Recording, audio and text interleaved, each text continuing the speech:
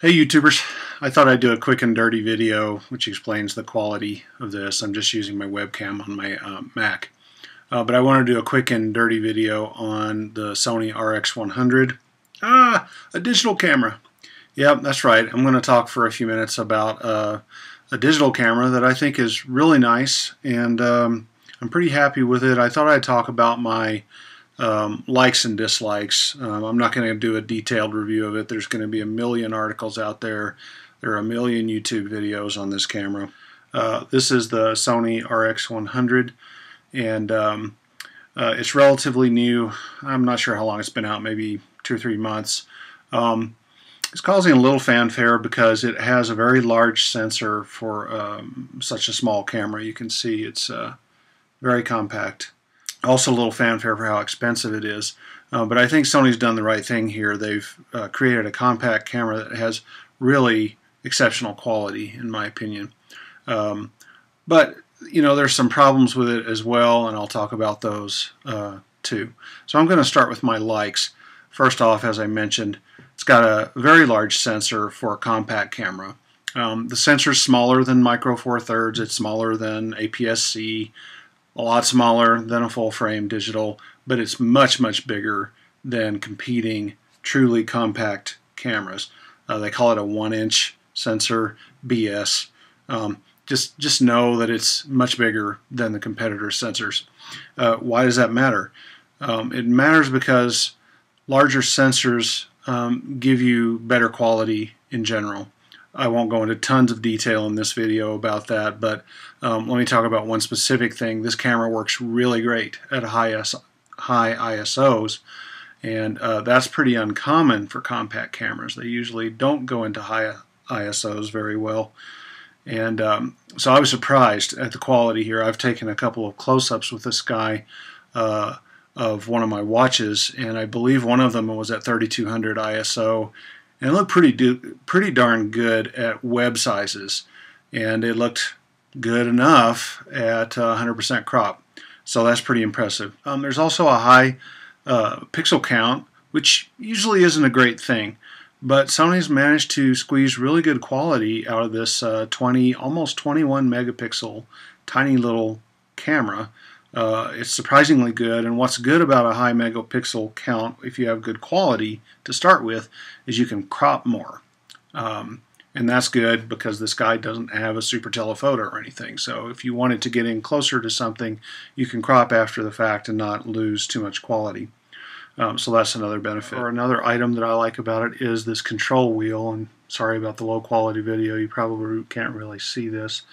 But there's a control wheel around where the lens comes out, and that allows you to do things like change the aperture, or to focus, or to control the zoom, or the shutter speed, or whatever. And actually, camera is pretty smart, depending on what mode you put it in.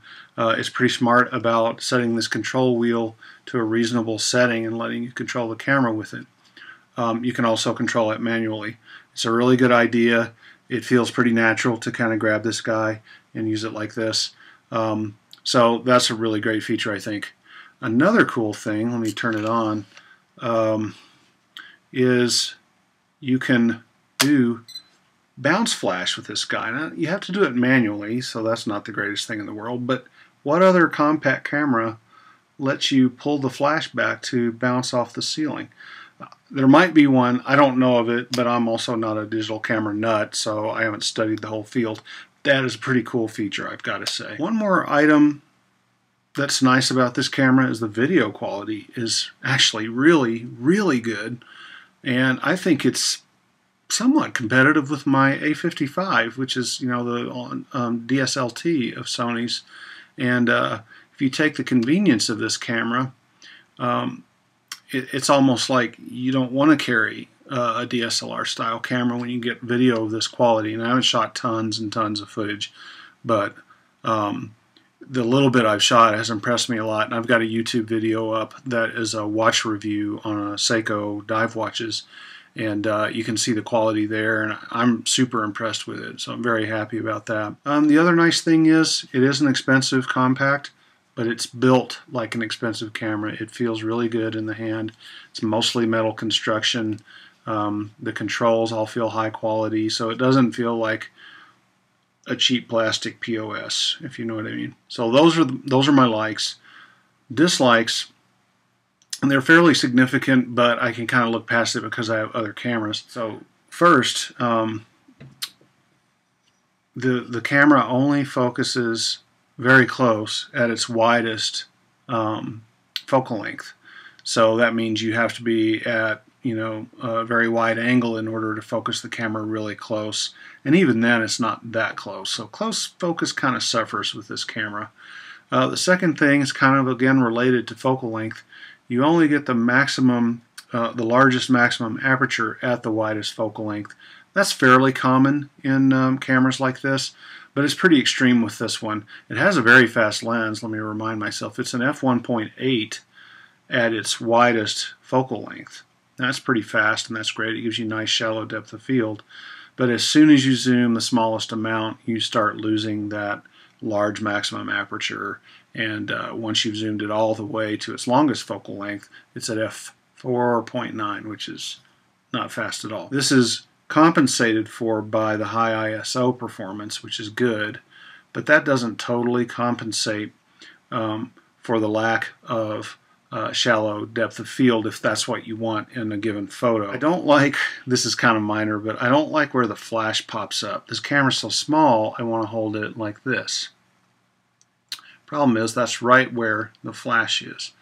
So I just talked about how I love that you can bounce with the flash. The problem is, for me, you got to hold the camera in a way that's kind of unnatural for a little camera. So again, turning it on, holding a camera like this is pretty natural for an SLR, but it feels really weird on a little tiny camera.